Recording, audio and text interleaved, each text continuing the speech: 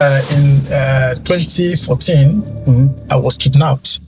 Yeah. Interesting. So, not just me alone. I was kidnapped with my wife. Then she was not even yet my wife then, because I was still presenting my manifesto, trying to woo her. Do you know the following day? If you still Google, if you check Vanguard today, you still see the story there. The following day, the story has been taken by major news houses. Headline on Vanguard: Urhobo youth leader and the female companion adopted. This adopted. Youth leader adopted. Woo! And these guys are very informative. Do you know they bought all the newspapers, about 5 newspapers, and brought them to the bush? Okay, you tell us, say you be gate man, say you be nobody. Whenever cash you, newspaper don't carry your story for everywhere. If you say you be big meter, we're not going to leave you.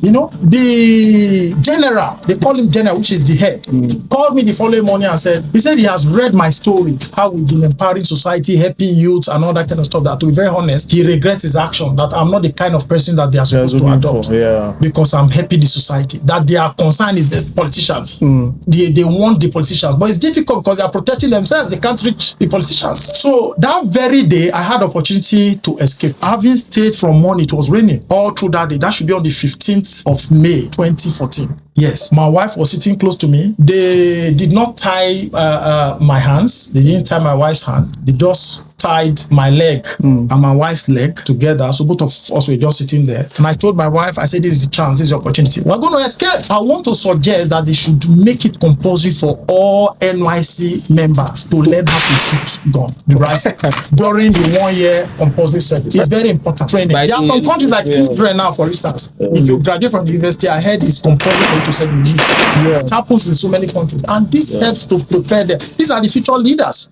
And that's even part of the reason why, it's going to act as part of the solution to insecurity in Nigeria. If you train all these store members and everybody understands how to operate the rifle.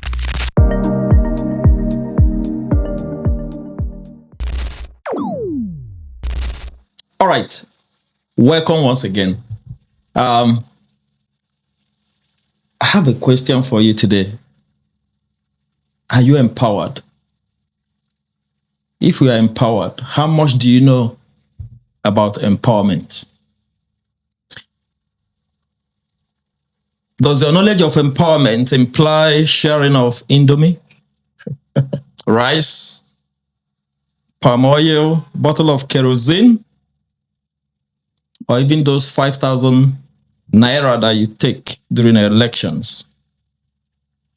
How far does it take you? Anyways, on this note, I welcome you back again to this fantastic episode of Glasscast podcast.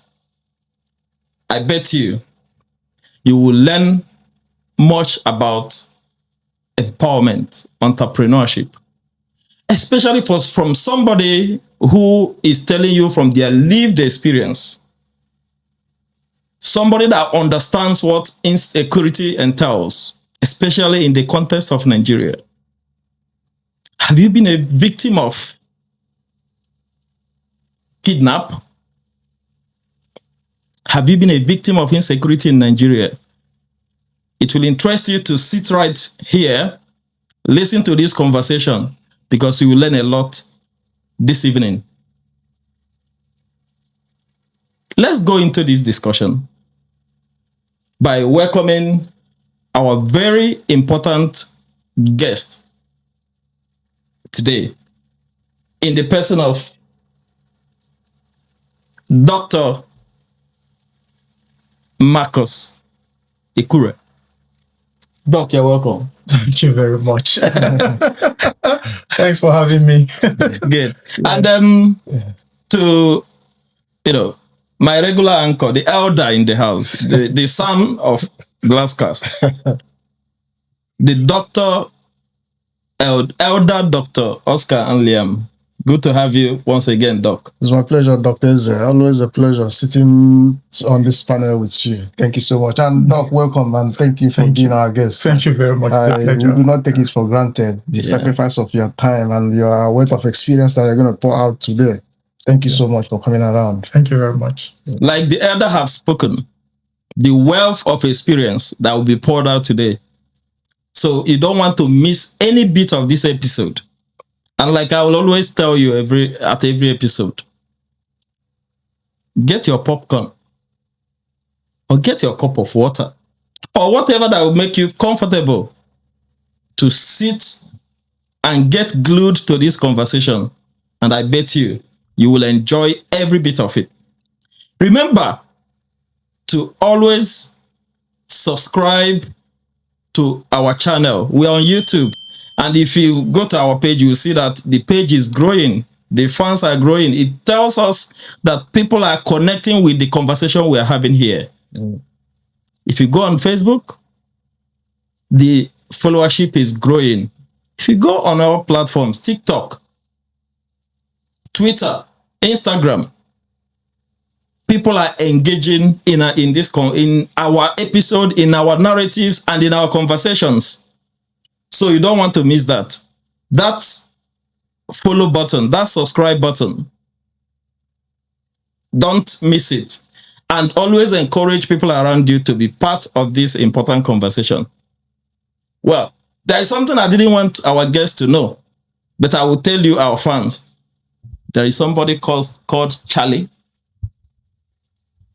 If you don't know Charlie, he has a son called Willie.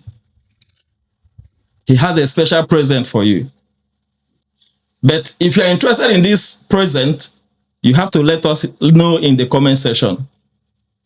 And if you don't know who Charlie is, or if you don't know who Willie is, you have to do a bit more of research, because we have a full house of philosophers in this room. So on this note, I would let our doc in the house, I will call him Senior Doc, because he's a doctor with a pedigree. Oh my God. So I will let the Senior Doc in the house to do a bit more of introduction. Tell our fans. Yeah, Doctor, just tell our Thank you for having me. My name is Dr. Marcus Ekure. I'm an entrepreneur, a social entrepreneur, and a strategist. I've been into youth empowerment, youth and community empowerment almost all my life. I'm a product of the streets, like I told you guys when I came in. So I've been very, very, very, very embedded in practice all my life. So when you talk about practice, you talk about myself. So if I speak, like I always tell people, behind every word I say or I speak lies bunch of experiential knowledge. So I'm happy to be here today. So yeah. Experiential knowledge. Doc, thank you so much. Let me start. Doctor mentioned insecurity at the very beginning. And when we talk about insecurity, it's all about insecurity in Nigeria. We're not talking about insecurity in the UK. Yeah. What do you think about the current security situation in Nigeria? What is your take on that? For me, the security situation in Nigeria today is a very, is in a very terrible state. And if truth is anything to go by, I always tell people that I do not really see help or solution anytime soon coming concerning this insecurity in Nigeria. Because there are a whole lot that, Nigerians cannot see as it stands right now. Now, I just give you a little tip. Sometime about 2 years ago, I met a DSS man who relocated his family to Spain. I went for a conference in Paris and I met this man. So I was asking him, why would you, after 20 years as an SSS, in the SSS, why would you relocate your family? And the man said, He said SSS or security officer is a human being and has blood running in his body. That people don't understand, Nigerians do not understand the magnitude of the problem that has befallen the country and the state of Nigeria today. That the insecurity problem, for instance, it can never be resolved because it has been highly commercialized. Now, he drew my attention to something that shocked me so much. He said, now imagine some of these security chiefs and heads in Nigeria. Some of them, you can tell me for sure that when they wake up in the morning, they go on their knees and pray to God that may there never be peace in Nigeria. Because that is the source of their income. That's where they make money from. Now, it will shock you to know that all these Buhaha, Wahala, Boko Haram, and insecurity, kidnapping, and all these things happening. Now, these people, many of them, they take delight in all these things. Why? Because I read a book by James Hadley Chase some years back by the title Want to Stay Alive. There's a protagonist there by name Poktoholo, for those of you who have read that book. Now, the guy said something. He said, fear is the only thing that opens the purse of the rich. And what does he do? He constructs fear and poses it to the rich people, and he gets money from them in return. Now, if you don't hear of kidnapping, you don't hear of Boko Haram, you don't hear of all these attacks, do you think a celebrity like Davido, have you seen Davido's convoy when he's moving from one spot to another? You see security personnel everywhere. You see DSS officials. You see, even sometimes you see soldiers. Sometimes you see anti-riot police and different kind of all manner of securities, you know, in his convoy. Do you know how much he pays to have these security details? He pays so much. And Davido is just a common example. You have a lot of them. Wow. Now, these people pay heavily for all this, but why would Davido be willing to spend such amount of money to get such a number of security details? Because there is fear of insecurity out there. So these people, now let's do a little arithmetic. Today we have up to about 378,000 policemen in Nigeria. I learned recently that they are thinking of recruiting more. Let's assume we even have 500. Now, if you now go by, let's say, 13,000 policemen per state, these people, they have a way, all this subscription that they pay to them, all these security men they give to these people. Do you know for every security man given allocated, you pay for them? You pay subscription. You have administrative charge, then you have the pay you give to the security men directly. If maybe a commissioner in a state details about, let's say, gets returns from out of 12,000, if you have 12 or 15,000 policemen in the state, and he gets returns from like maybe 6,000 of them, that is 600 million naira in a month that man is going to get into his pocket. Assuming he even shares with his DPO and he gets half of that amount of money. That's huge amount of money. So the system has been so commercialized. That is why if those people fighting insecurity, the agents that are supposed to fight against insecurity in the country, if they are making so much wealth from insecurity, do you think there will ever be hope or solution to that problem? You know, Doc, you brought a very interesting perspective into this issue of insecurity, the issue of commercialization. Yeah. And some of the discussions I've had with my friends are the issue of the people at the top echelon of the security agencies, the DSS, the military, the police, that they budget a lot of money for that every year to fight insurgents, to fight insecurity, and so on. But now here you are, throwing into another perspective of this fear in the society and the celebrities and everybody, yes, wanting to, you know, engage with the security, subscribe. Yes. Like, let me use the word. Of course, yes. This is quite a very, very interesting perspective that of all the discussions I've had with people about insecurity in Nigeria, nobody has even mentioned that. So now it looks like there is no hope for Nigeria. Is that your position? Yeah, to be very honest with you, I've just explained to you, you know, just giving you a simple analysis to demonstrate that it's a hopeless situation. Now, you see the insecurity problem. Let's take Boko Haram, for instance.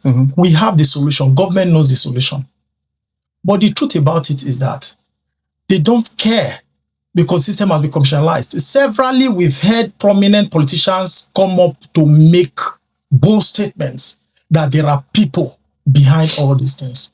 We've heard different stories, we've had different experiences involving Boko Haram members storming even barrack, the army barrack, killing soldiers, and all manner of stories we hear every day.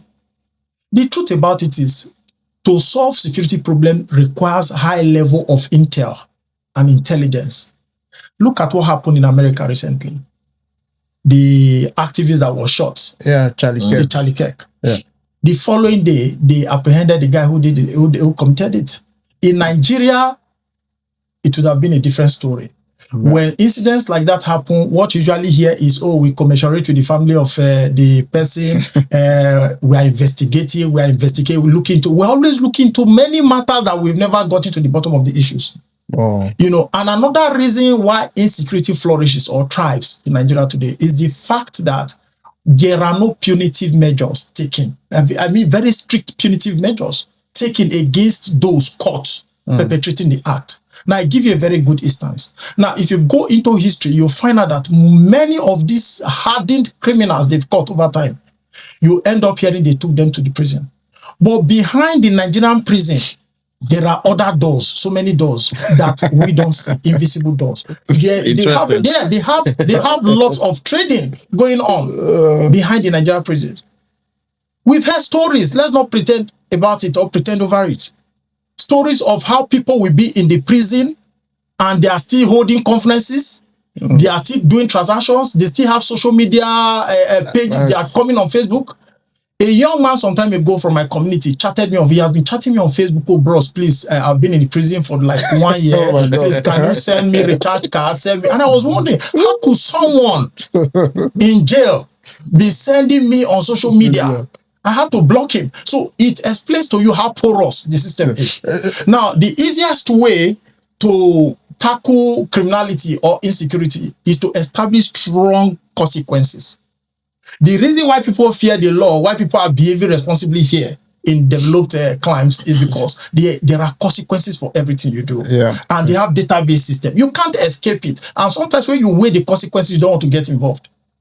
So many years ago, a young girl, a first-class product was beheaded in one of the campuses in Nigeria, you know, and they apprehended those who were behind the crime. Now, do you know today, the name of that guy is Elozino in Delta State University? That was where it happened.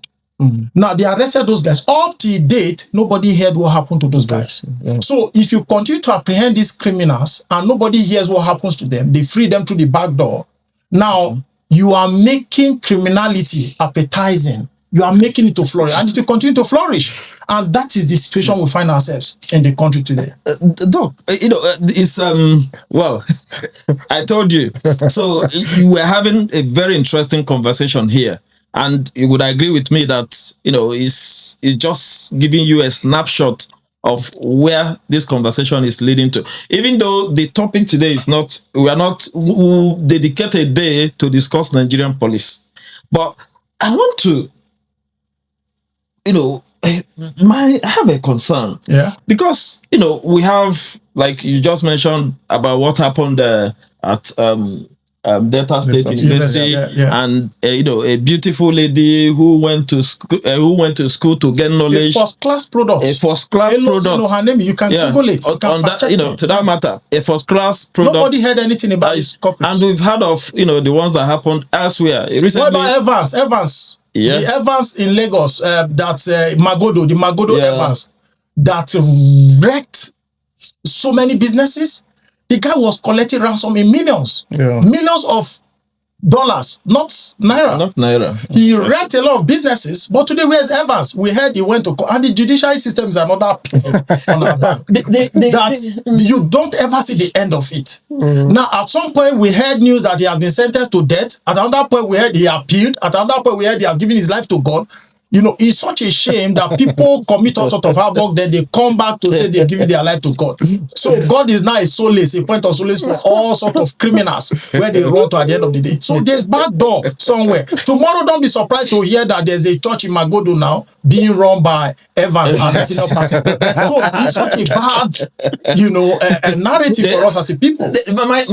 My concern here is, you made mention of, you know, Davido. Like I've seen, you know, celebrities, politicians, business people, when they are moving, they move with this entourage of security. And sometimes, you know, even the masses, the citizens, don't even question the idea behind this celebrity having this public funded resources to their own personal use. Like the police that is supposed to police the streets, the universities, the markets, the bushes, the forests, everywhere are busy doing commercial businesses. Meanwhile, our streets are left in the hands of criminals. Yes. So I think it's a thing of war, isn't it? Yes, it's a serious problem. You made mention of the citizens just now. There's something I've been saying in recent time, that in every sane country or society, it is the citizens that drive renaissance, that drive, as in hygiene in every context. You're getting it, civilized context. Now, the worst thing that can happen to any nation is to have a citizen or a citizenry system or a citizenry that doesn't understand, inactive citizen that doesn't understand their rights, so to speak, that doesn't understand the consequences of public office holders, their actions and all that kind of stuff. That's the worst that can happen. And that's why I say that Nigeria today is what it is, because we have a citizenry that is not vocal, that is not active. So many of them, it's not even a problem of ignorance. So many of them, they understand. But this stomach infrastructure, poverty, is a serious problem. That's going to bring us to issue of, social security. Because I was coming to that, Doc, and I do appreciate, how passionate you are about this particular situation, and especially you are speaking from experience. You have been a victim of insecurity in Nigeria, and maybe some people may be thinking, "Oh, why is he talking about the insecurity, about the security agencies like this?" And if you have been a subject or a victim of insecurity in Nigeria, I think what we are saying here will resurrect with you.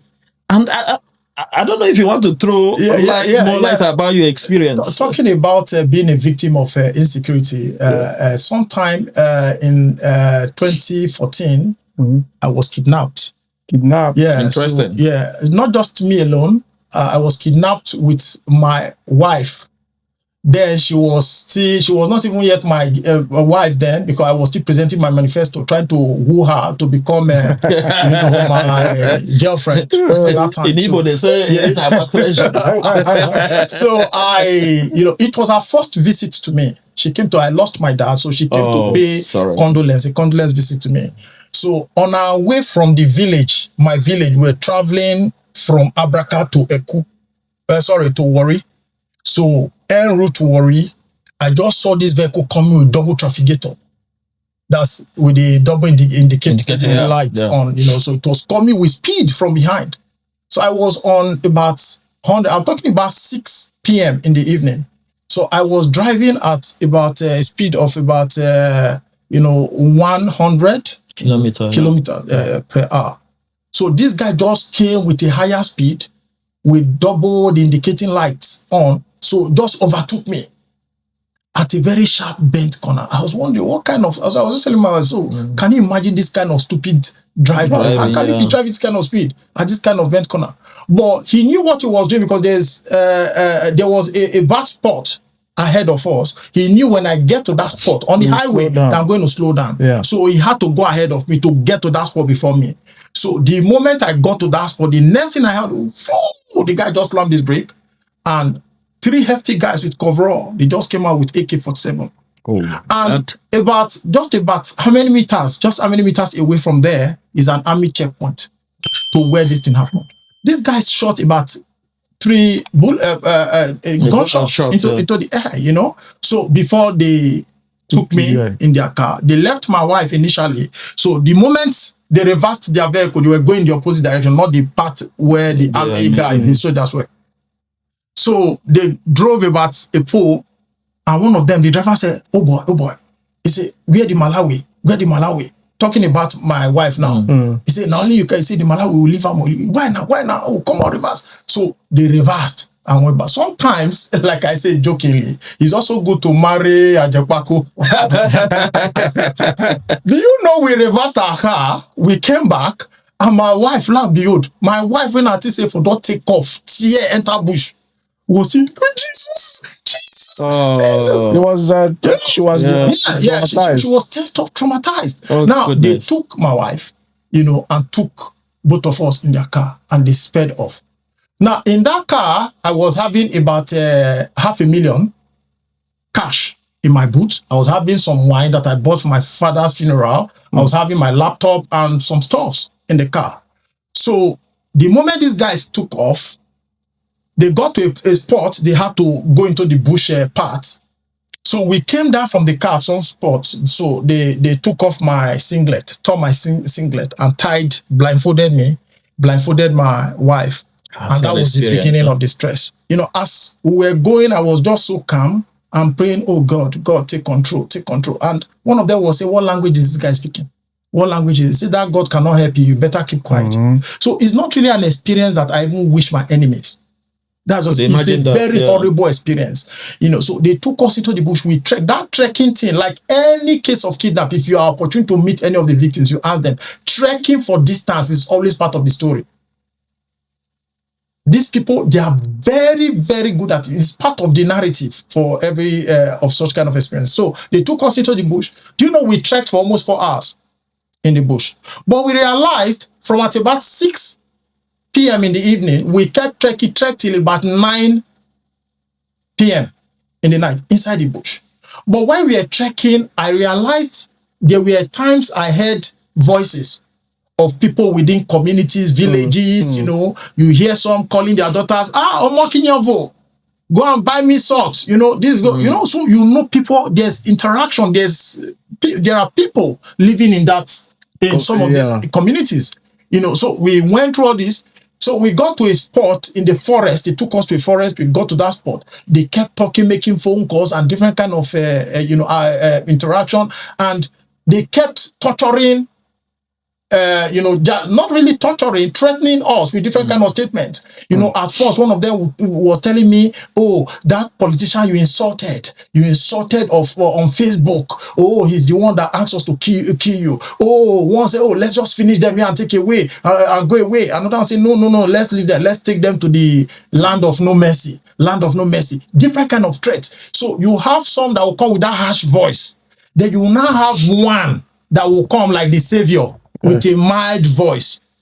When having inflicted or maybe driven that fear, that agony, that pain, that fear in you, then the other will come from behind and say, don't worry, calm down. Just pray. You are a Christian. Just pray. God is going to help you. I know your God will save you. So these people, the act is so well scripted. They understand what is so well scripted and planned. So if you interrogate or speak to any of the victims, you see it's almost similar story. And that is why I also tell people that it's good to share the stories. Because if you share it, that's one of the ways that those who have not experienced it before, they can avert it when they see such kind of dangers coming. So to cut the long story short, do you know they took us to one place that looks like a mud house, kept us there. Obviously it was a community too. Kept us, but why in that community we kept hearing people, voices. So the following morning at about 4 a.m. in the morning, they took us into the bush again. We continued trekking. We trekked for like 3 hours again till we got to a spot inside the bush. And it was in the month of May, during the rainy season. So there was heavy rain downpour that day that drenched us from morning till evening. We under that rain. But one thing they realized, when we got to that spot at the center of the bush, they introduced, we heard a very big voice that says, oh, welcome to the land of no mercy. Something that looks like maybe a sandbox or something. So that was when they introduced us to the general. Mind you, we were still blindfolded. So the general spoke to me. I spoke to him calmly. He said, oh, that I look very enlightened. That, I should just tell me everything about the truth. Who am I? What am I? What do I do for a living and all that? So I was just constructing different kind of stories, You know, at one point I said I'm a gate man. At another point, I was just trying to come up with stories that would take their minds off my personality. You know, at some point I told them, oh, I just finished NYSC. One of them I said, you said you are a gate man, you are this, you are that. How come you are using that kind of flashy car? I say, oh, the car, it was NYSC. I just finished NYSC. One of my colleagues wanted to travel abroad. His father is rich, so he sold the car to me very cheap. He just gave it to me. That was when I took the only slap I took. I mean, the first slap I took. One of them slapped me from the backside of my head. You know, she say you not get sense. You know, she say you not get sense. You carry money 1.5 million to go buy motor. Why you not open cement shop? Now the motor now I don't put you for wahala. You know what I'm saying? Now the flashy car where you drive now make us pursue you. You know, so you know, wise.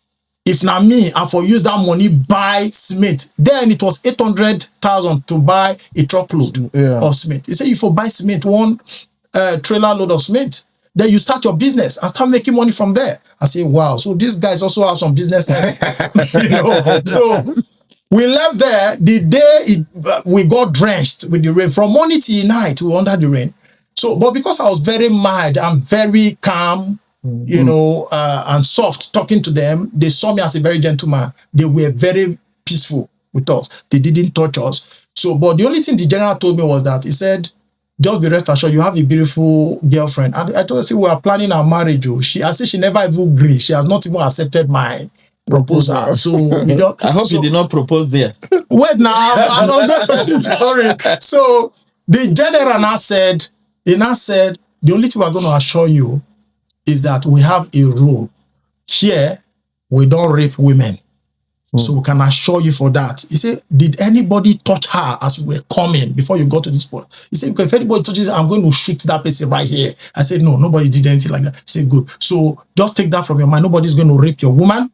She's safe with us and all that. I said, okay, thank you, General. So we left. So that very day, I had opportunity to escape. Having stayed from morning, it was raining all through that day. That should be on the 15th of May, 2014. Yes. My wife was sitting close to me.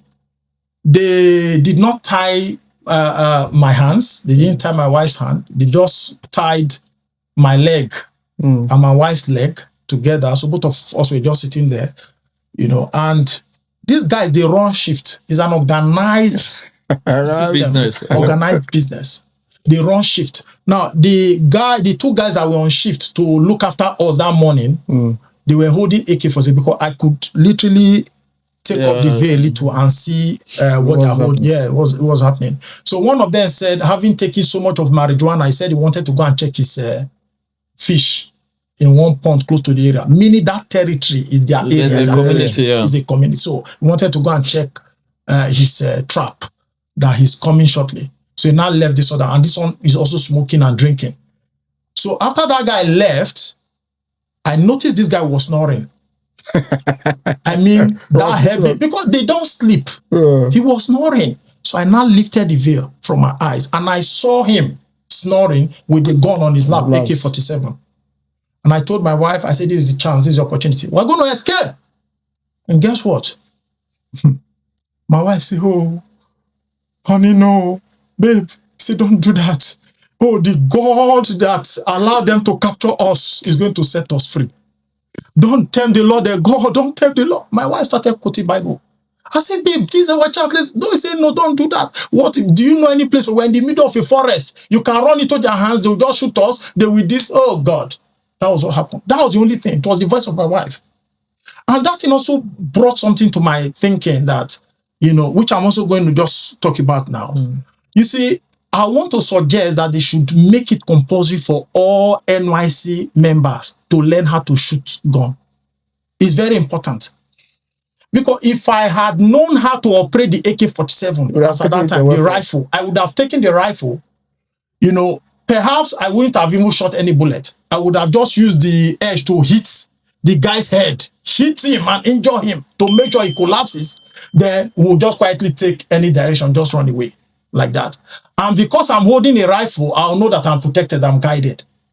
So I think The Nigerian government should look at that, making it compulsory for NYSC members to learn how to shoot the rifle during the 1 year compulsory service. That's very important. Let me take you on that. Yes. I have an issue with what you are proposing and what you are suggesting, because we are battling with insecurity. We have a lot of criminals out there. And you are suggesting training more criminals. Let me use that one. No. I think I beg to disagree with that. You know, the NYC scheme is an organized scheme, and the people who are being trained there are people who have completed their BSc, and they are supposed to pass through military training. Through military training. There are some countries like Israel now, for instance. If you graduate from the university, ahead is compulsory for you to serve in the military. It happens in so many countries, and this helps to prepare them. These are the future leaders. And that's even part of the reason why, you know, it's going to act as part of the solution to insecurity in Nigeria. If you train all these store members and everybody understands how to operate the rifle and all that, it's going to increase this consciousness, self-awareness, and ability to defend yourself when it happens.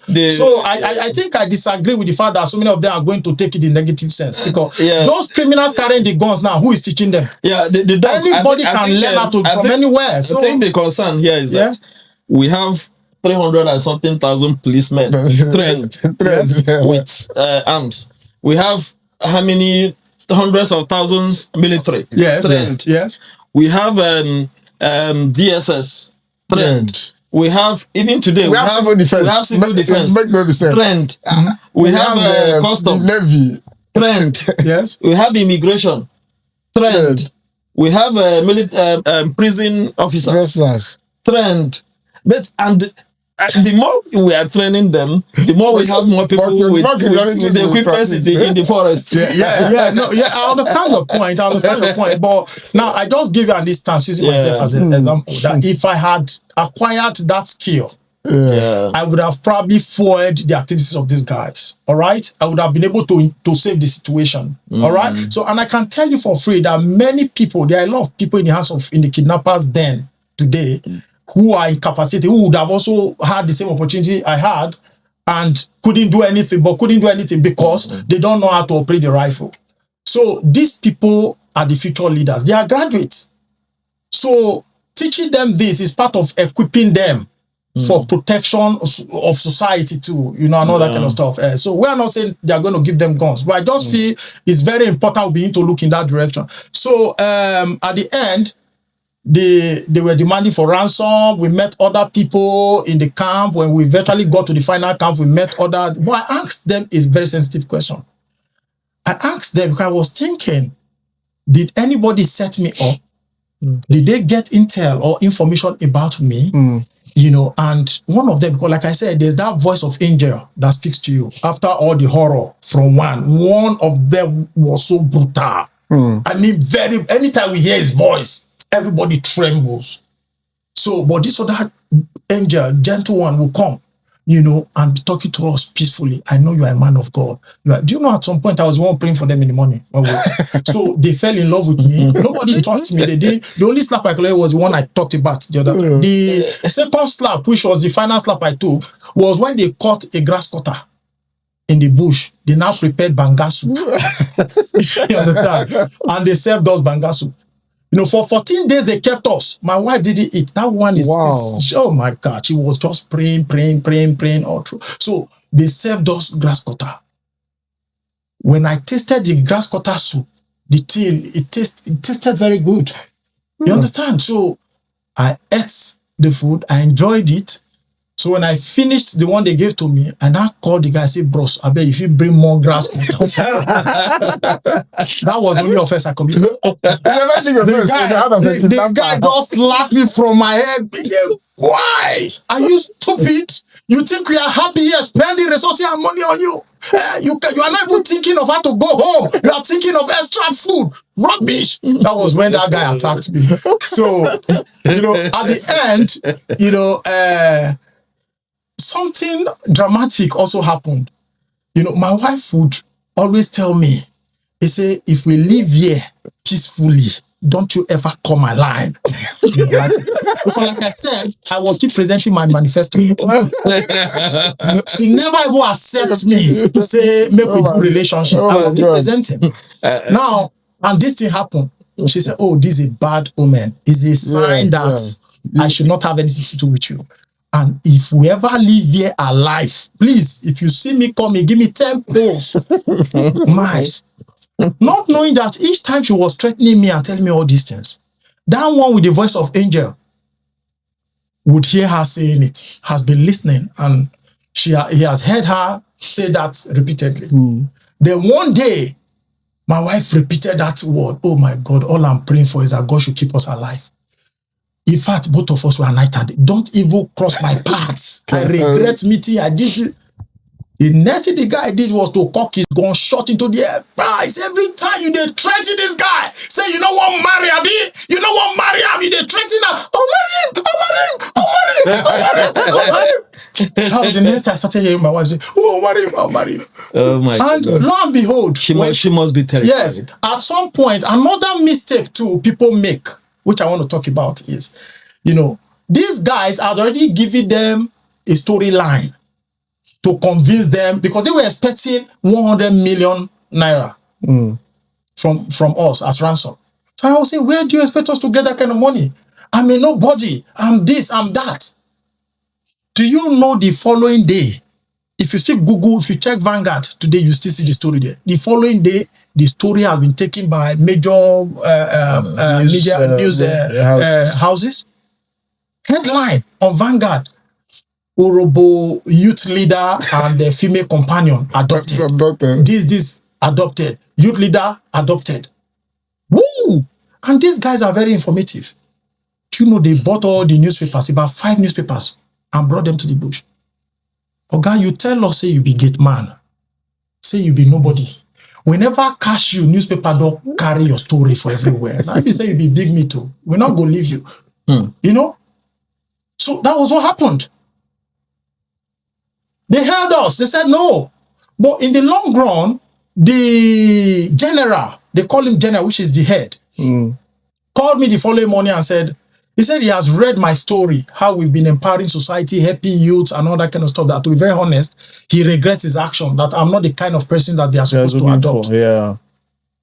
Because I'm helping the society. That their concern is the politicians. They want the politicians. But it's difficult because they are protecting themselves. They can't reach the politicians. You know? So he actually agreed that they were going to set me free the following day, but unfortunately, the ransom came. Just before the following day, came on that very evening, because we don't have communication between ourselves and our people. And that was how the ransom came. And the very night they freed us, they released us. They released us at about 10:30 in the night. They sat us down and the general advised us for 40 minutes, myself and my wife. One of the things he said, which I think is very instructive, is that he said, be more watchful of when you are driving, whenever you are driving. He said, be more watchful of what is coming from behind than what is coming from ahead, or what is ahead. Because that which is ahead, you are bound to see. But most times, you do not see what is coming from the rear. I realized that so many of us, when we are driving, we don't even focus. We don't look at our side mirrors. Now, if you are watching this video today, baby, especially in Africa, I'm not talking about the civilized context. You know, many people, that was when I realized I've never been so, I've never kept to that all my life. I've been driving since I've been driving. You know, you go to the bank to pick money, you've just collected 100 million or 50 million into your car. There's a bike following you from behind. There's a car following you from behind. But because you are carried away, maybe you are with your wife or you are with your girlfriend or with someone you are gisting. You're not watching. You're not watching. You're not watching who is coming from behind. But sometimes if you are vigilant enough, you see that a bike man has been following with somebody putting on yellow vest, has been following you from behind. You negotiate to the right, he follows you. To the left, he follows you. He has been following you. So if you observe, you know that there's a potential risk or danger coming. He said, but people don't watch. So that was one of the things I learned from these guys. And the second advice he gave to us, he said, yes, he got a report from one of his men that my wife has been my girlfriend has been, not even yet my girlfriend, you know, so has been threatening, she's not going to marry me and all that. That, is that true? My wife said, oh, no. And she didn't mean it. She didn't mean it. Okay, it's all right. It's okay. We are going to be there on the day of your marriage. He said, if you don't marry this guy, he said, we have your address. We are going to look for you wherever you are. We'll trace you and come after you. Then he told me, if I don't marry this girl after this experience now, they're also going to trace me to my address, capture me, and deal with me. That in fact, on the day of our marriage, they are going to be there. So, that marriage has been sealed. Never judged in the bush. Honestly, yeah. So it was just ring that was not available. Maybe they would have joined us in the book. Yeah, but the long and short of it is, it is good to share the experiential knowledge, to share the knowledge. Because from the story I've just given now, somebody who is watching this video now, maybe you have learned something from it. Yeah. All right. Very important. And usually when they kidnap you, there's usually this threat. Oh, somebody did this, somebody set you up. Different story. They come up with different lineup of stories that will instill fear. The essence of all that is to instill fear inside of you and all that kind of stuff. So because when you are captured, the first statement they said when they got us out of our car was that, let's just finish him here and go away. He said, more shooter. He said, more killer, more come out now. They don't say, no, let's take him. All these ones, they are just gimmicks to drive fear. Because fear is the only thing that opens the purse of the rich. So they understand these dynamics, this. So that when you call your people, when you call your people, I begin to explain to them. I remember there was a time I was speaking to, they delayed, they promised they were going to drop my people promised, my eldest brother promised he was going to drop, the money was going to be available ready at a particular time. So when they phoned at that time, the money was not ready. So he just came to me. The general said he should bring one of us, either me or my wife to be, that we should choose who is going to die first. Die first. They want to use something to demonstrate to my people that they are not playing. So immediately I just came and said they should take me first. I offered myself to them. So one of them said, are you sure about this? Not be the girl you suppose you release, make the girl go. I said, no. I said, not me. The girl came to visit me, pay me condolence visit. So if there's anybody to go, take me. So they took me to the general. When we got there, they spoke to my brother and told him that I should say my last prayer, that my brother is responsible for what's going to happen to me right now, and that my blood is going to. So that was why I told my brother, I said, why are you joking with these guys? So my life does not make any sense. My brother said, no, there's a mix-up, this is and all that. So immediately they released gunshot into the air, making my brother believe that that's shot. Yeah. But I must tell you the truth. It's just by the grace of God and an intervention, divine intervention, that God really helped us. Because people died in that bush. We saw people who died. Even all that. These guys are very brutal. So it was just grace that spoke. For us. Even without, being maybe shot by the ammunition or by their arms or whatever. Even the stress. Even like if it's somebody that suffers high blood pressure. Of course, yeah. The person will just give up. There was a man, one rich man they caught, who died in the bush because of just give up. Medical complications can lead. There's even possibility of snakes stinging people. Dangerous snakes. Dangerous snakes. Because there was one night we were sleeping, I heard the roar of one animal, very big roar. And because we weren't under any shelter. We were just under trees in the forest. And so I now touched one of them. I said, bros, it looks like there's lion in this bush. The guy said, are you stupid? So if there's lion, should I go and kill the lion and bring the head? like they brought grasshopper. Yeah. So that was it was a very horrible experience. It's quite unimaginable. But also to let you know, the security personnel, some of them, those gullible. I'm not trying to downplay the fact that there are good security men in Nigeria, but there are some gullible elements in the security system. Because what you are narrating here, now, it shows that these guys are professional. These guys are trained. It's a syndicate. So there is an element of, without accusing the security there's system. collaboration. Collaboration. Because they kept mentioning captain, one captain, this, captain, that. Because when they are talking their stories, when they're in good mood, drinking and maybe telling stories of past experiences, what happened, and all that kind of stuff, I always put my ears down. And that was what happened.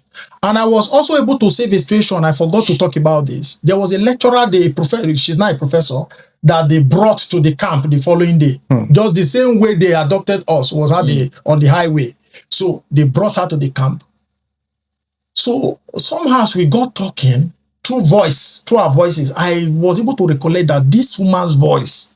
And I also realized that when you talk about deformity, there is strength, amazing strength and unimaginable strength in deformity. You don't know until it happens. Do you know, because they blindfolded us for almost 2 weeks or thereabout. At that point in the bush, I could tell, just merely listening to the birds, the sounds of the birds, I could tell you when it's 2 o'clock. I could tell you when it's 5 o'clock. I could tell the time with almost precision. You know, so when this woman came in, just with her voice, I was able to identify that, oh, this woman has featured in one of my programs, seminars before. That voice sounds so we got talking using code to talk. Why, you know, some of these guys, those who are running, who are on the shift at that point, they'll be present, you know, so but we'll be talking in codes and all that. And that's how I was able to discover, oh, this is that woman. She's a lecturer that featured in my program some 2 years ago. And do you know, the woman told them she has no money. But unfortunately for her, they collected her phone because they'll seize your phone. They now saw an alert. Somebody just paid 25 million naira into the woman's account. The alert now came in the following day. They said, oh, you lied to us, you don't have money, but you now have 25 million. So that was how the woman said, you know, it's a set of, maybe the bank made mistake, is that too. And the following day, they were to release us from the bush. So I spoke, the woman gave me code, through code, we were able to communicate. And I know another professor who I spoke to, who is one of our patrons in my organization, that I spoke to, who invited this woman for that program. So I said, okay, I was going to meet that professor. The woman, we agreed that I should meet that professor and let him know that they should go and take off that money from that account. The bank should withdraw that money from that account. And that was what happened. So when they released me, so they didn't know there was connection. So when they released us, the first thing I did was to go to that professor that, oh, that woman is there in the bush, that I saw her. She's fine. Nothing has happened to her. You people should go. She said you should go and take off that money, withdraw that alert. So that I should get the debit alert. Yeah, debit alert. So, and that was what happened. So they got the debit alert. So eventually it was about, I think, a lesser amount of money that the woman paid. Get her. Look, let me ask you something. In the course of, sorry to hear about your experience. No, it's fine. You've gotten over it now. At least I'm married to the woman now. We got married. We have 3 children. In fact, that marriage is special. That's special. Because I saw marriage when it not past them. You'll be laughing about this. But tomorrow the shock is still there in her. Sometimes my wife will just go into some kind of shock. So it must be traumatizing. You mentioned the following the news carried about the work you are doing, the development and the projects you've been handling. Do you want to mention some of those projects and what you've been doing? I know you're a community organizer. Yes. The social activist. We are working on a project at the moment.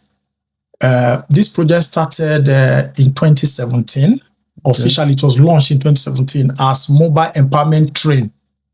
Mobile Empowerment Train. Mobile, that we call it MET. You know, so we started as a job solution data bank by creating a job solution bank system, you know, through which we're engaging with local companies within Niger Delta region to engage people within the database that's indigent of the region, who are looking for job opportunities. So as a way of solving insecurity problems, you know, and all that kind of stuff. So that was how we started. But after a while, we started engaging with these captains of industries, meeting with companies, and they started telling us that many of these youths are unemployable. They don't have skills, the kind of skills that is needed. You know, they don't have, some of them don't have character and a whole lot of things. So we now saw a gap to be breached. So that now led us to the era of MET, which is the Mobile Empowerment Train, which was launched in the year 2017. Now, the concept of the Mobile Empowerment Train was about getting a vehicle, a mobile skill acquisition institute that goes from community to community, you know, training community people how to do business as entrepreneurship skills and vocational skills. So at the end of the day, also helping some of them to set up small scale businesses. So that was how the whole thing started. So, and till date, we've been able to go around about over 52 communities, anchor in over 52 communities. and empowering over 12,000 youths and women. And we've also been able to animate over 2,000 small-scale businesses.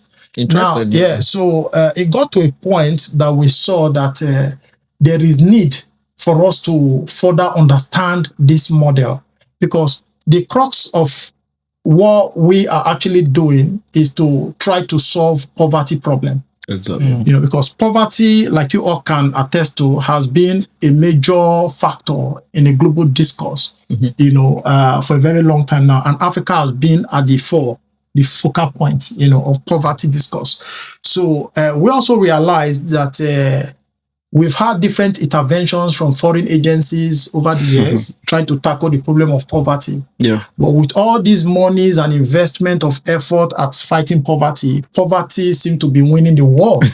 You know, yeah, Poverty is fighting back. Yes, fighting back. Now you can recall that recently the UN came up with the conquering the war against poverty by 2030. But what year are we?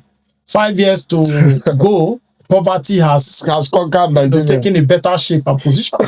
So we felt that, okay, if I'm talking about our motivation for all this now, that if so much effort and resources is being, you know, dispensed to tackle a virus, this poverty thing, and the poverty index is increasing, unemployment index is increasing in these areas, and we still keep getting aids from this foreign country, then two questions, you know, come to mind.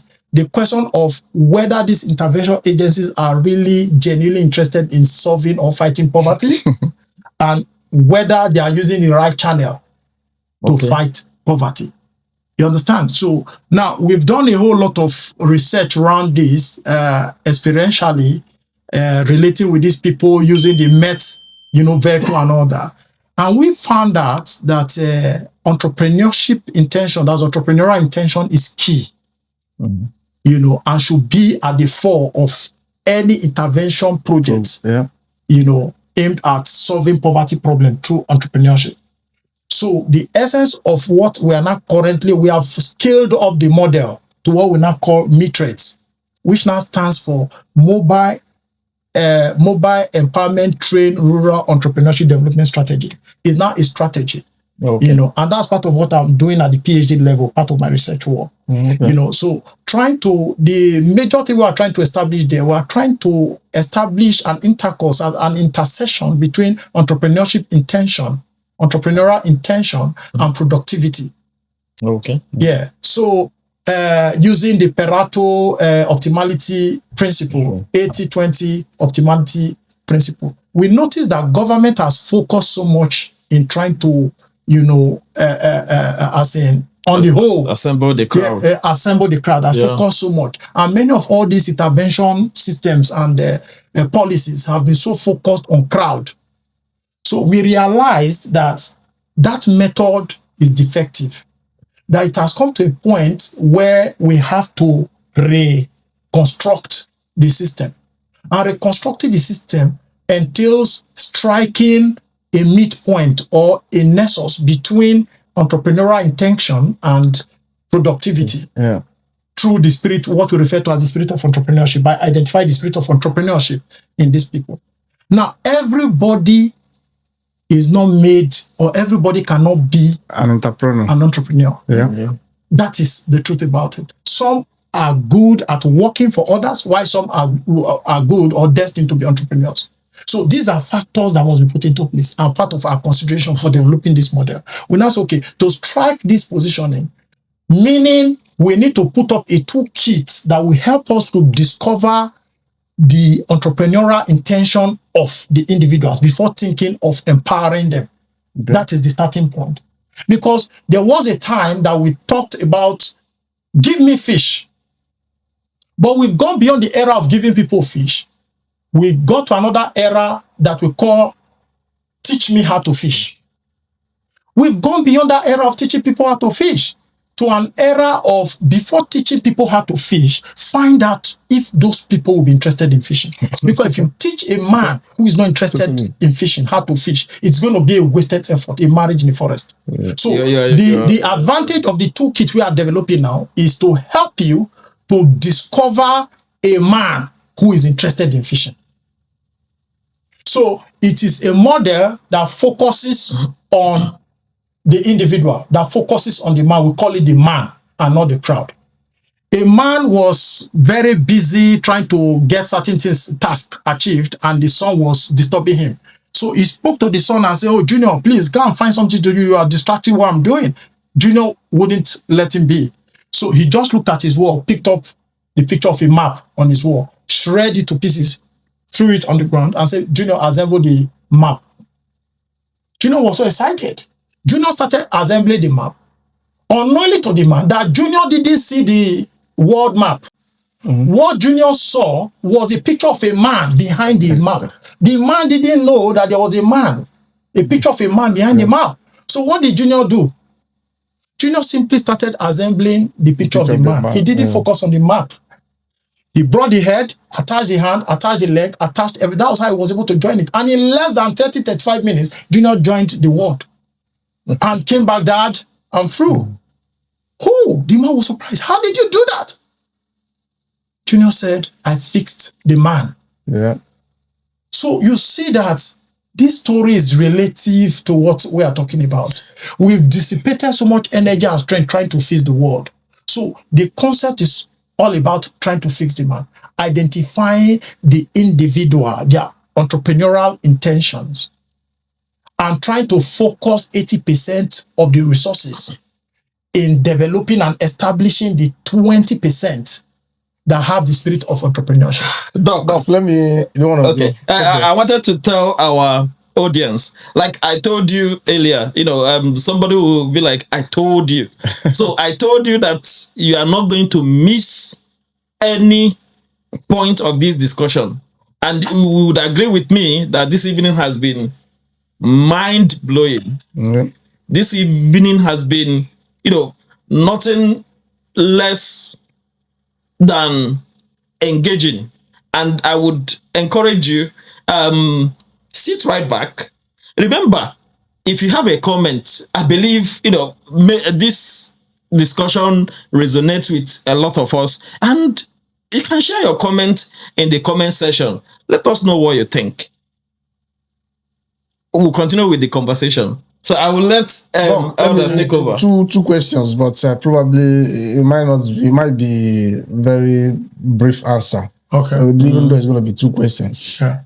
And now this your empowerment program, does it have a jurisdictional restriction? Is it focused only to Niger Delta, or is it to Nigeria or to the whole world? Yeah, when you talk about, like I mentioned earlier, poverty at the global stage today, the poverty discourse is focusing more, beaming its light more on Africa. Yeah. So the concept I'm developing, the entrepreneurship toolkit, is going to be mainly for Africa. Then by extension, it could also be applied within the global South context. Yeah, but anywhere there's poverty and all that kind of stuff, it's something that can be applied. And even in some developed context, it can also be applied, because we are talking about entrepreneurial intention. Yeah. It even affects the educational system, because in the recent BAM attended BAM program, that's British Academy of Management, someone delivered a paper on how entrepreneurial intention affects the entrepreneurship students who are studying entrepreneurship in universities. That people just go into university and say they want to study entrepreneurship. They just go, some of them will graduate with good grades, they graduate and become more frustrated than they were. So these are lines that they have entrepreneurship degree, but they don't have entrepreneurship extension. Because the university, see, one thing I've discovered about university today is that the university does not teach you how to succeed after school. No, it's program.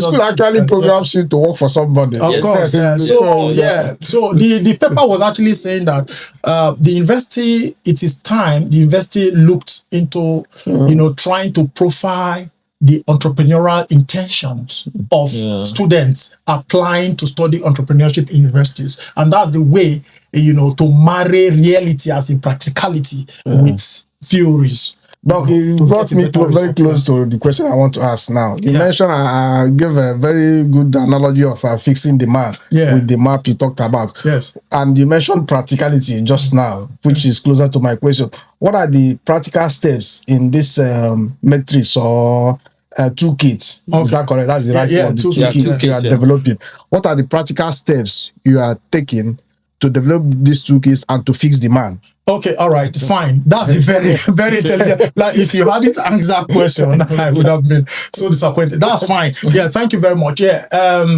Now, what we did, we gathered 500 rural entrepreneurs together from across 22 communities and hosted them for a period of 1 week. Now, trying to host them is an enactive ethnography. That's an ethnography that involves the researcher getting involved in the research at some point. Doc, if you don't mind,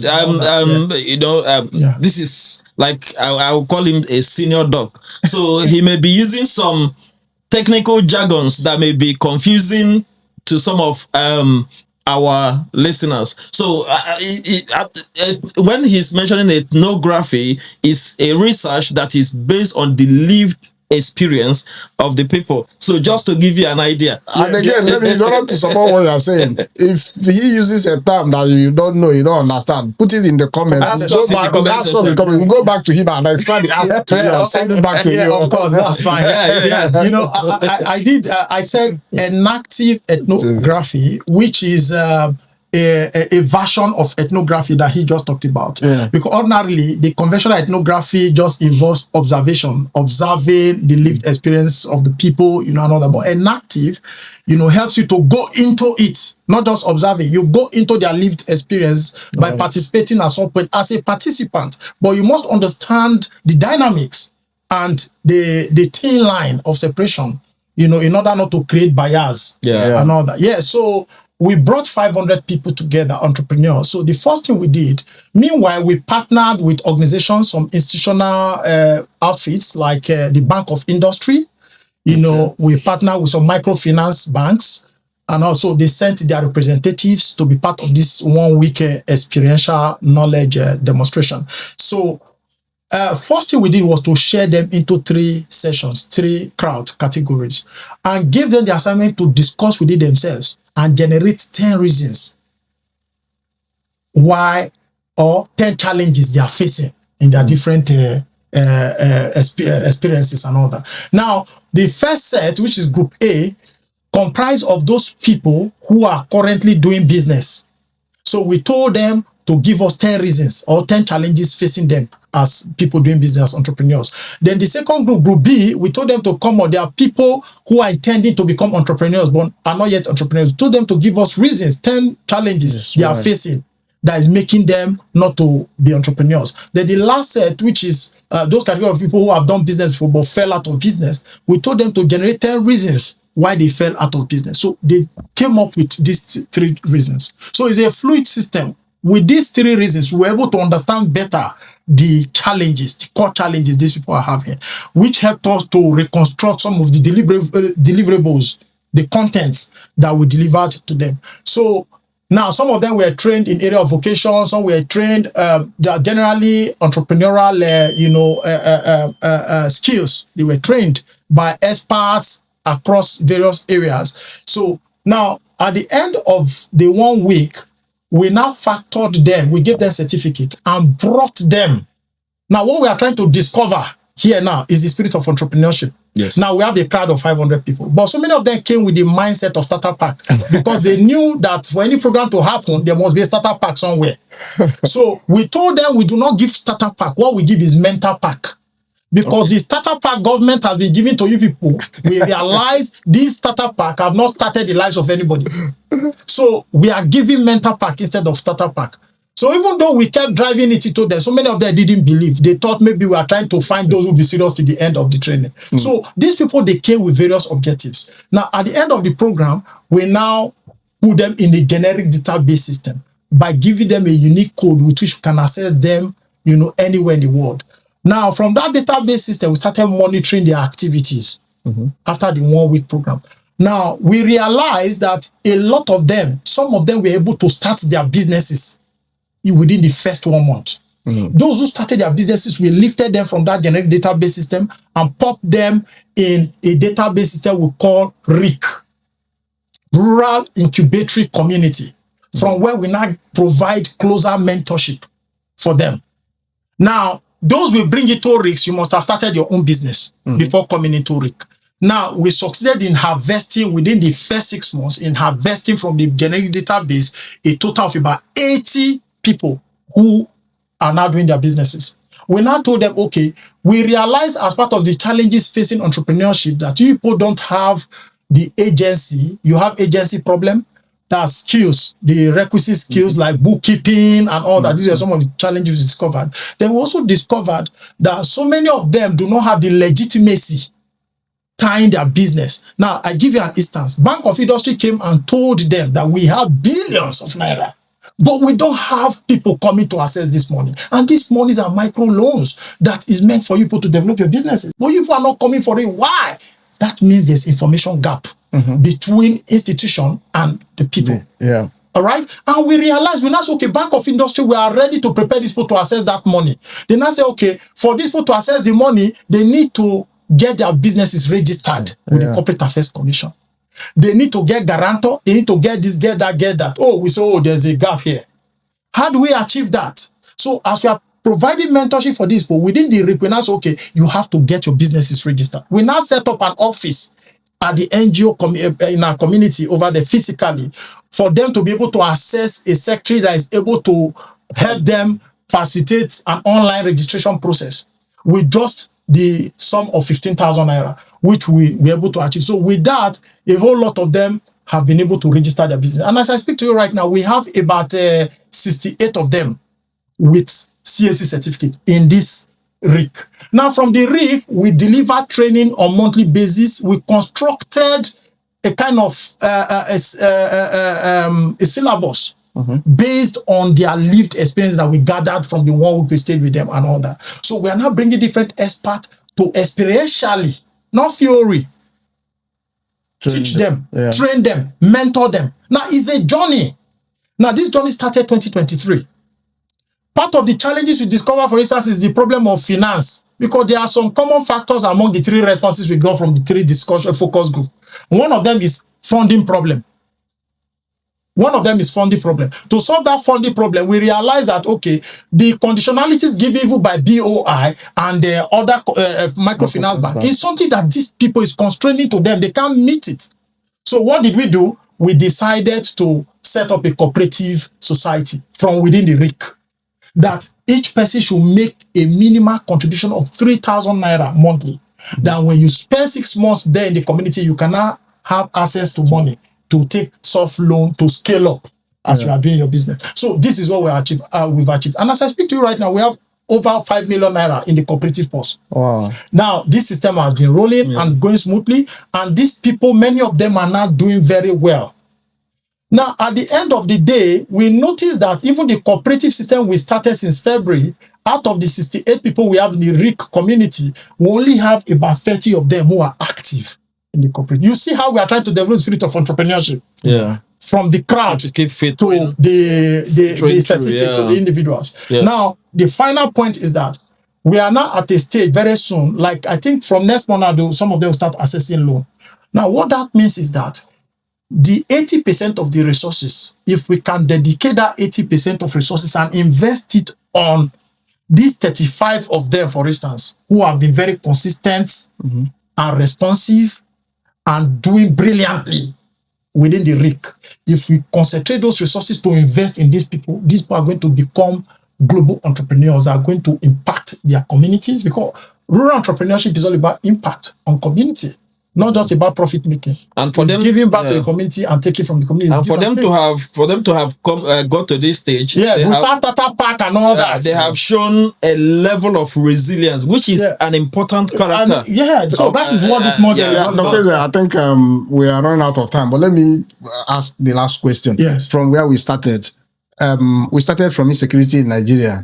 Your experience arising from insecurity and so on. And here we are, a community organizer, empowerment champion, or empowerment ambassador. Yeah. Let me use that word. I think I prefer the word ambassador. Empowerment ambassador. Yeah. But that word empowerment is wrongly used a whole lot. Yeah, you've explained it in the way that the layman will understand. Yeah, It's no more a starter pack mentality. Yeah, now, a mental pack. Mental pack mentality. So how do you think that this thing you are as an ambassador of this, how do you think is going to help us to curb the issue of insecurity in Nigeria? Is that yes, it's going to help us to curb the problem of insecurity. Are you linking it to unemployment? Yes, because one, if you teach a man how to fish, the man knows how to fish. The man is going to create job. Because right now, as I speak to you right now, so many of them are already employing laborers within the Ray community. Last week, somebody told me she just employed 2 women working for her. She produces akamu, what they call akamu in Nigeria. Yeah, she now has 2 women working for her. So there's a growth, a track growth record in these people. And the hungry man is an angry lion. So when you talk about insecurity, at the heart of this whole insecurity is appetite problem. And people have large appetites, that they want to collect. And beyond that, the leadership problem and all that, the political problem and all these whole issues we have, at the center of it is economic problem. Yeah. Now, there's what we call weaponized poverty. Politicians understand that poverty is a tool and they are using it against the people. So they are deliberately impoverishing the people in order for them to retain loyalty, because loyalty is the food politicians of Nigeria eat. I say loyalty is the food of the Nigerian politicians. I said, let us empower. Tweet it. I said, let us empower the people of your community. You know what the guy told me? He said, if we empower them, who will be loyal? Oh my goodness. And the lady asked me a question during a seminar. He says, sir, why is it that these people come abroad and they see the good system abroad, but they go back, they can't do anything with this system? I say, yes. I said, the day things work in Nigeria is the day Nigerian politicians will lose relevance. Here, there are no faces to projects. We drive through road, we don't know who tied the road. Exactly. We drink water, we don't know who is responsible for water board. But I also want to say this before we round up, that there is no development we see in developed country today that is new. Many of these things we see here, they've happened in Nigeria before, but we destroyed them. I've been asking myself so much, a lot of questions. What's the problem with the black man? And my wife perhaps seemed to be very close to the best explanation I've gotten, that she traced it to biblical time, that the children of Noah that disobeyed, that saw the nakedness of their father, one of the sons that insulted the father, that the father laid a curse on the boy, and the boy was the one who relocated to Africa to come and save Africa. And she said there's a verse to that, so I don't really understand, because that seems so, because I can't imagine why things cannot work when we have some of the best brains in the whole world. We just have this inordinate appetite for materialism. To solve the problem of corruption in Nigeria is a question a lot of people have been asking, but I do not seem to see a ready-made answer, because all the answers I currently have in my head seem imaginary. Now, the first one I would have thought of is if it's possible for us to get back to colonization again. Country to resort back to colonization. I understand it comes at great cost. But the second, that's why I said they are all imaginary. Then the second one would be if it is possible for us to look at, okay, can there be a dictatorship government that has the fear of God, like military rule? Yeah, a military rule. Benevolent dictator. I love that. A benevolent dictator who can come into government, seize the instrumentality of government, and say no. Okay, imagine, let's see someone like Peter Obi, for instance, that we know. If Peter Obi appears to be a military personnel, for instance, now, and is able to galvanize strategy to take over government, like we see in Burkina Faso today, then that's okay, showing benevolence and trying to fix things. Because the democracy we practice in Nigeria is a punishment. That democracy cannot lead us anywhere. Now, why? They say it's the system of government by the people and for the people. Is there people in any of the equation you are seeing in Nigeria? There's no people. It's a kleptocratic government that is being operated in Nigeria. You and I, we know all that. But what beats my imagination is how a single man will want to amass all the wealth in the world. What will he do with it? Look at Tinubu. At the stage of Tinubu, now the current president of Nigeria, he should be thinking of making peace with God. And one of the fastest way to make peace with God is to show benevolence to people, to put things right. But that also brings us to the question of the individual story and effect. Can an individual, even Peter Obi, Can an individual really change in Nigeria? Nigeria today has become so corrupt and bad. Like a virus. The virus has it. See, there are different stages of corruption. There's elementary stage, there's advanced stage, then there is chronic stage. The stage we are right now is the chronic. We are the chronic. The chronic stage is the stage where you now silence the voices of the people. Then there's what we call conspiracy of silence. Nobody wants to say anything. Everybody is just joining bandwagon. Nigeria today is one party system. They play Nigeria into right now. It's one party system. Where can that lead us? It will never lead us anywhere. That is just the gospel truth. Well, when you Doc, I know, there are a lot of issues that I would have wanted to raise with you, but it is going to stretch this conversation. Like you made mention of aid, and I understand, as a researcher, that most of development projects in Nigeria are based on foreign aids. And in one of my writings, I made it clear that of that saying that whoever pays the piper dictates the tone of the music. And so whoever that is giving you those dollars to implement those development projects in Nigeria, they are writing the book, that the template for the implementation. And like you said, during the Goodluck Jonathan era, there was this program which I studied in one of my research called You Win program. Of course, that You Win program was funded. It was a starter pack mentality.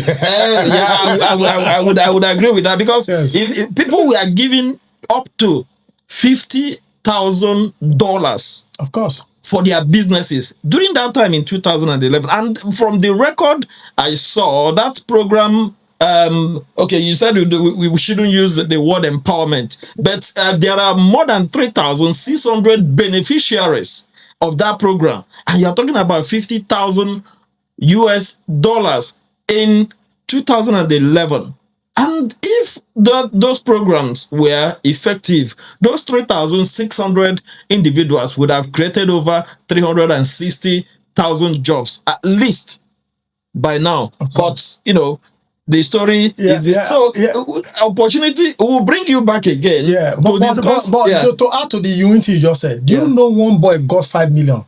In fact, I helped him to draft his proposal. He got 5 million to set up an ICT hub. The moment the money hit his account, you know the first thing that happened? He bought a car. The boy bought Discussion Continue. 2.5 million. Now, I was asking myself, is he not only a stupid person that will continue a discussion that has not started? You understand? He bought Discussion Continue 2.5 million. Then he suddenly realized, so now me, they stay in one room apartment for a year. And he rented 2-bedroom flat. 700,000. Then he bought furniture 500,000. At the end of the day, the guy was left with just 500,000. That was when he came to his senses and came to say, bros, they give me money. You know what he did? He went to a computer village in Lagos to buy about 10 used computers, brought them, put them in his one of the rooms he rented. I wanted, but at the end of the day, he ended up selling everything. This guy, he had an accident with that car. He was going to club. 3 months later, he had an accident with the car. The car almost killed him. These guys are among those on Facebook now saying useless governments. Because we have to round up. I'm trying to round up because we need to bring you back, because I could relate to this story. Even in my research, I know of somebody who got 15 million naira. 15 million naira was $50,000 then. What they did was but not in your case, the guy called the girlfriend. The guy called the girlfriend, and they just simply went and got married. It does. And got a house, and that was a better use of the money. There was no business. And so you begin to question the implications and impact of foreign aid to development projects in Nigeria. And it's interesting because you see, you have a very fantastic project. And I believe this should be the template, the Nigerian system or African system, because Nigeria is unique. Many African countries have same resemblance. Those templates should be applied rather than bringing foreign template, the colonial template. No, you cannot bring it won't work, and that's one of the biggest problem. You know, you cannot bring foreign. You know, there's a man called Masnif who talked about for you to solve the problem of poverty, you have to be grassroots. People It's to grassroots. understand. See, context different. Yeah. You can't the poverty contest in Africa is not the same with poverty contest abroad. Yeah. You know, there are villages in Africa that have not seen light for 20 years. Yeah. It's not like that abroad. And the template, you know, you want to use will not work in Africa. It's written by a professor in the Western world. It has to be localized. That's why we are doing what we are doing. You know? Well, it's interesting because you know, today part of the discussion, part of the main subject of the discussion has been a lived experience. And Doc, I wouldn't want to say that it was the knock you got for not buying 500 or 800 bags of cement to start a business. and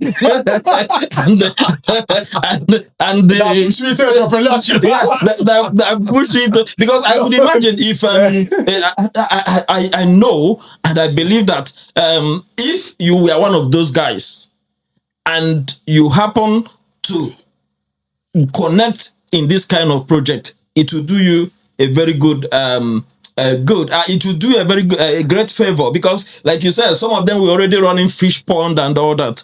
And if they understand the effectiveness of this kind of project, it is going to make a lot of difference in the society. Course, sure. Doc, it's been a pleasure having you, and you would agree with me that it has been a very interesting episode. We are concluding, but I would have loved to ask about your relationship with Dr. Charles Apoki. Dr. Charles Apoki is my father. I'm his adopted son. Oh, yeah. There's no way I don't speak to him. So he's like a father. He's been a mentor and very awesome. Okay, so we're gonna leave you with one task. So you bring Dr. Apoki. When he comes back to the UK, I'll bring try him to bring him. Thank you so much. Thank you so much. On this note, we would draw in the curtains on this particular episode. Thank you very much, and see you on the next episode. Thank you so much, Doc. Thanks. It's a pleasure. It's a pleasure. Very, very. Thank you. Thank you, Doc. Thank you. Yeah. Well done.